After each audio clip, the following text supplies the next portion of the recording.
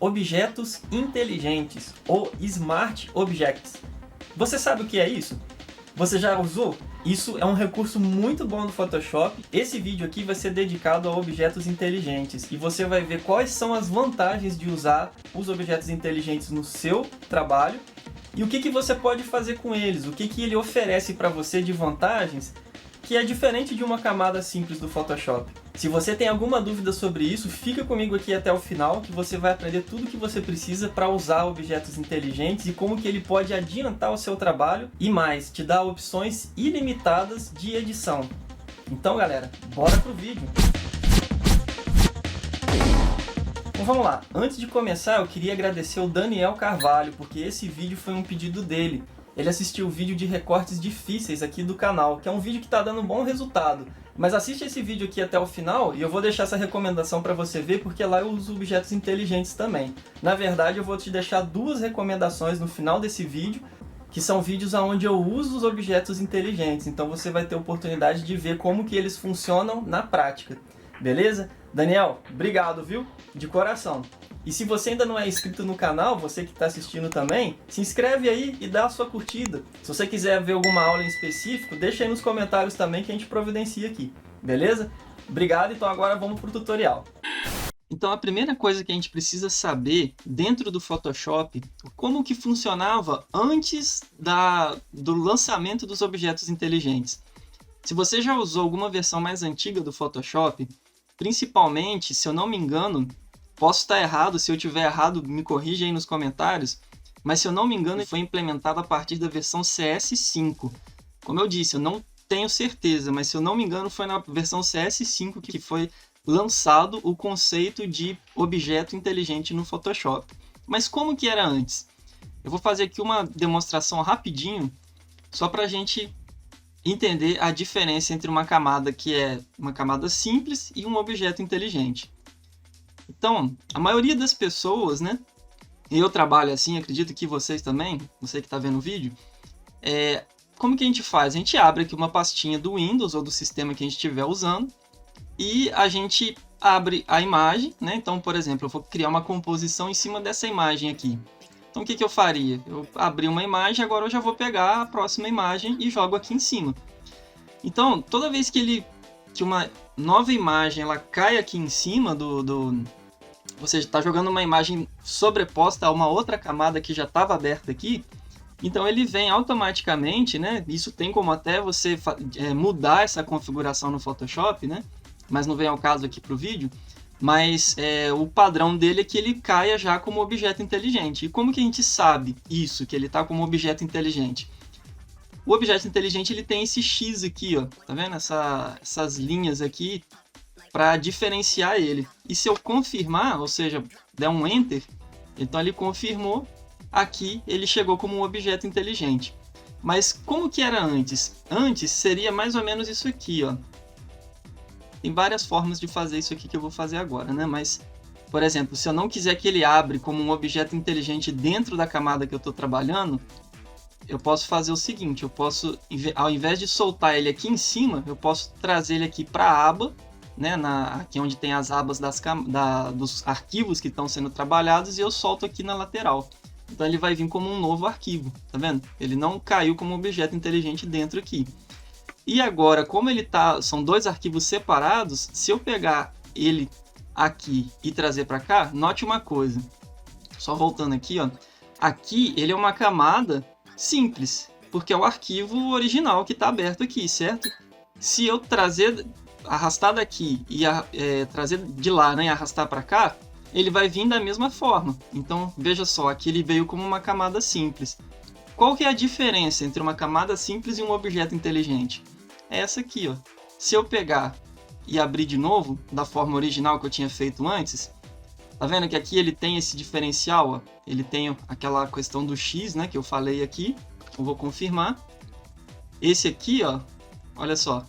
Quando eu ativo aqui a opção de edição dele, ele não dá essa marcação. Então isso é uma amostra rápida de que esse daqui não é um objeto inteligente. Mas normalmente a gente se orienta por um outro fator, que é esse aqui, ó. O objeto inteligente ele sempre vai ter essa imagenzinha de documento. Agora você pode até se perguntar por que o símbolo do objeto inteligente é uma imagenzinha assim de um documento. Isso faz todo sentido e a gente vai ver daqui a pouco. Mas antes, então agora a gente já viu basicamente o que é um objeto inteligente. A gente sabe diferenciar um do outro, né?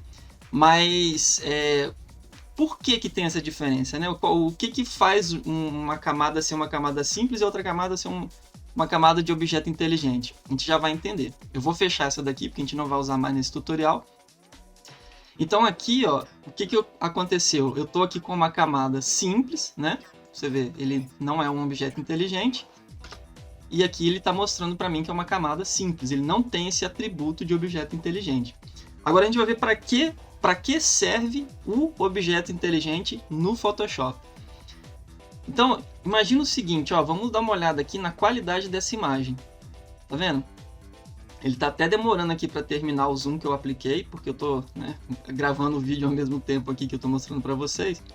Mas olha só, a gente aproximou bem e deu para ver que está numa boa qualidade essa imagem.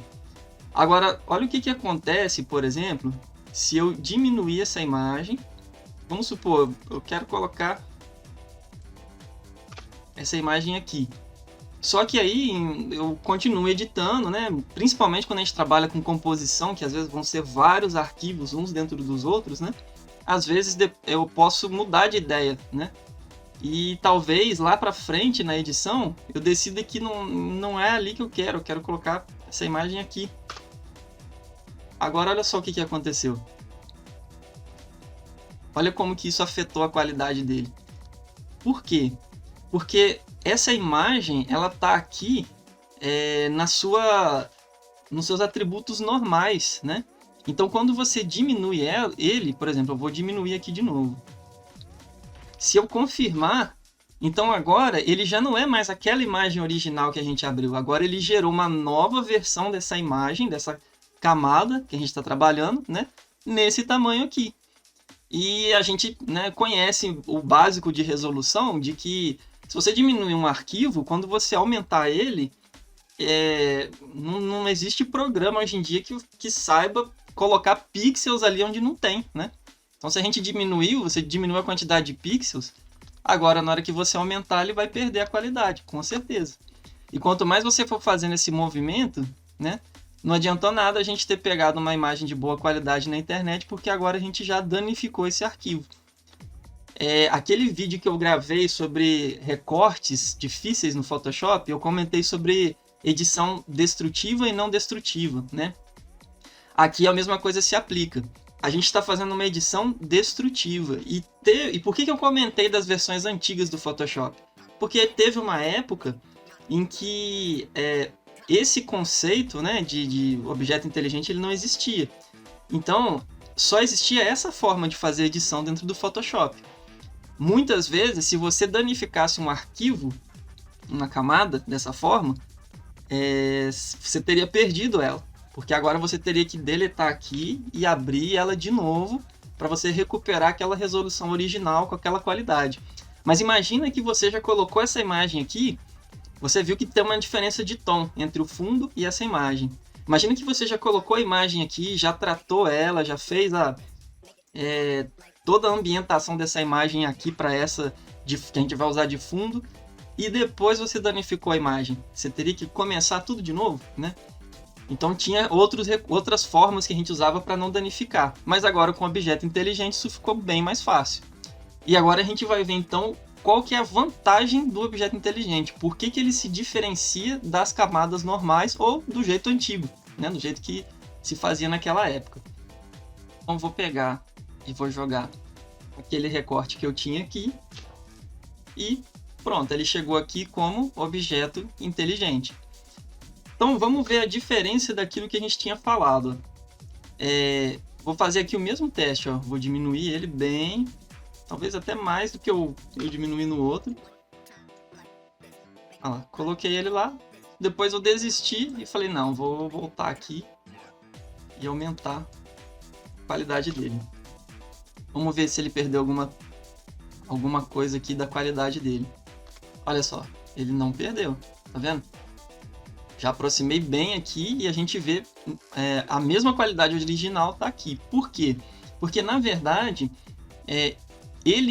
o objeto inteligente ele guarda as informações da imagem original que você está usando. Você não está reconstruindo essa imagem, você está usando a imagem original. E lembra que eu falei que faz todo sentido o símbolo dele ser um documento? A gente já vai ver por que faz todo sentido isso. Mas antes de chegar nesse ponto, vamos ver aqui uma outra função que torna o objeto inteligente uma boa opção para você usar aí nos seus trabalhos.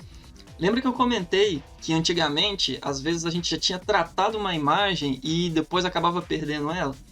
Então, por exemplo, vamos supor, agora eu vou fazer aqui uma breve correção de cor, vou usar aqui os níveis, só para fazer uma breve correção de cor aqui, corrigir um pouquinho aqui do azul e do verde, né?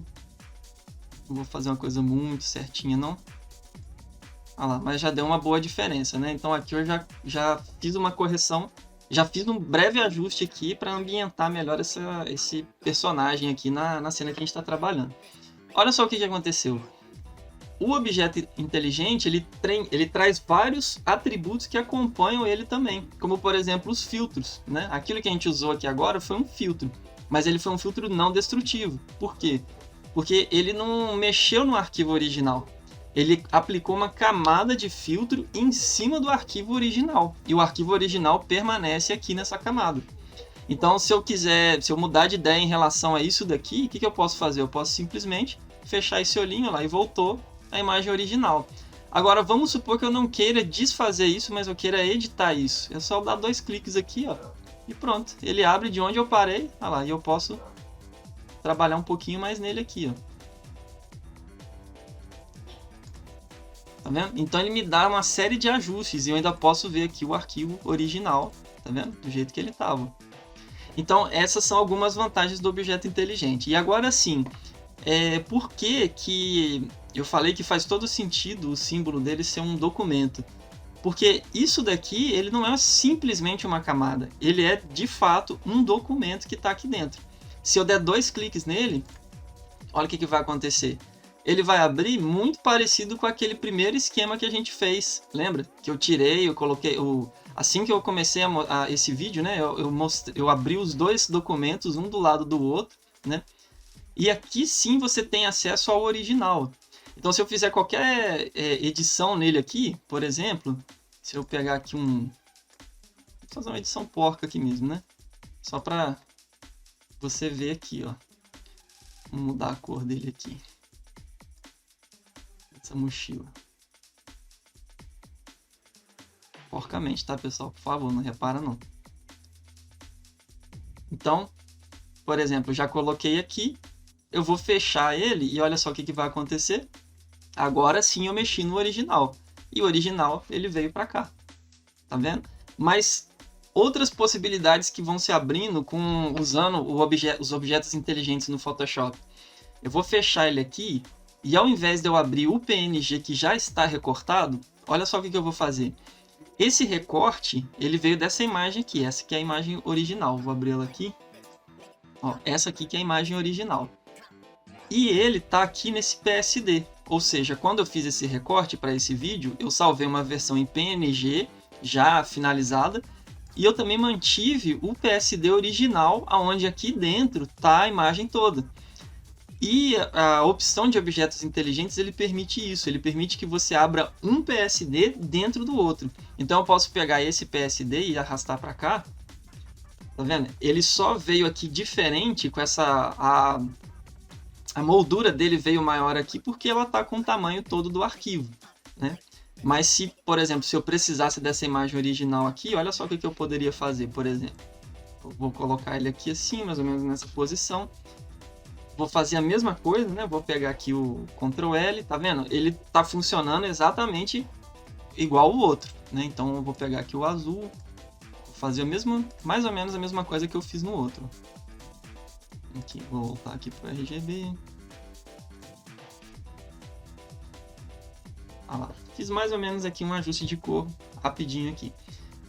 Mesma coisa, tá vendo? Ó, filtros inteligentes, ou seja, o Photoshop ele não faz distinção nenhuma se isso era um PNG ou se era um PSD, o funcionamento dele como objeto inteligente vai ser normal. E ainda, né, com a vantagem de que, eu até esqueci de comentar isso, mas os filtros inteligentes, eles também têm uma máscara própria deles. Então, por exemplo, se eu apliquei essa camada de cor aqui e eu quero só tirar esse efeito, né, do filtro aqui de níveis, eu posso desfazer, por exemplo, só aqui no cabelo dele. Olha só como é que a gente ganha tempo. E como é que fica interessante, porque ele fica não destrutivo, né? Se eu quiser desfazer esse efeito, é só passar aqui o pincel branco. Olha lá. Show de bola, né? Então isso que é uma edição não destrutiva, né? Voltando a falar desse assunto aqui. Mas, vamos ver aqui. Tá, então... Mas por que aqui eu abriria o PSD, em vez de ser o arquivo PNG, que já é o finalizado, já chapado? Eu posso dar 2 cliques nele aqui, lembra que ele abre o arquivo original? Então aqui a mesma coisa, olha só, ele abriu o PSD que eu joguei aqui dentro. Então ele tem um PSD dentro do outro. E se eu quisesse recuperar alguma coisa desse fundo aqui, ó, tá vendo? Ele veio com a máscara e tudo. É exatamente aquele mesmo arquivo aqui. E se eu editar aqui, eu vou estar editando numa versão... Preste bem nisso, que isso é um pouco confuso. Eu vou estar editando uma versão daquele arquivo original aqui dentro.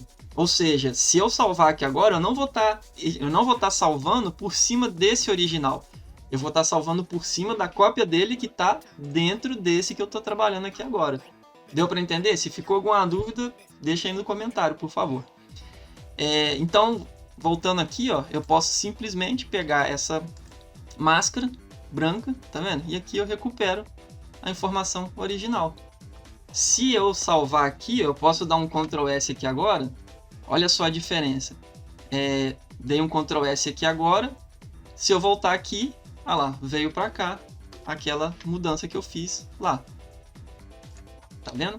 Aqui ele tá o original. Agora eu posso dar um Ctrl Z. Vou voltar aqui para não perder esse recorte aqui que eu fiz. Tá vendo? Olha lá, e voltou ao original.